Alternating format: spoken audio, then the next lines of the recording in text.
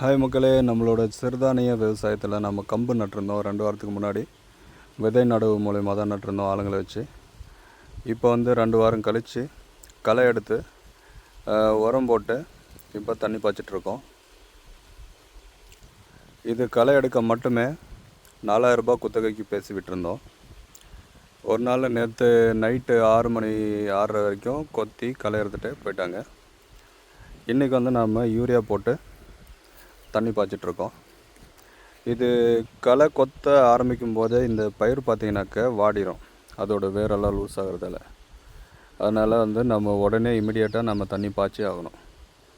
அதுவும் இல்லாமல் இந்த முறை யூரியா போட்டு தண்ணி பாய்ச்சினோம்னா பயிர் ஒரு நல்ல வளர்ச்சியாக இருக்கும். சப்போஸ் யூரியா போட்டு நம்ம தண்ணி பாய்ச்சலை அப்படின்னும் போது பார்த்திங்கனாக்க பயிர் ஃபுல்லாக வெந்துடும். அந்த யூரியா காற்றுலே உருகி பயிர் பூரா வெந்து பயிர் செத்துரும். ஸோ உரம் போட்டாலே நம்ம உடனே தண்ணி கட்டி ஆகணும், தண்ணி பாய்ச்சிடணும். களை கொத்தினாலையும் உடனே தண்ணி பாய்ச்சிடணும். இன்றைக்கி நான் உரம் போட்டுட்ருக்கேன், அப்பா களை கொத்திட்ருக்காரு. என்னோடய பையன் சும்மா சுற்றி பார்க்குறதுக்காக வந்திருக்கான்.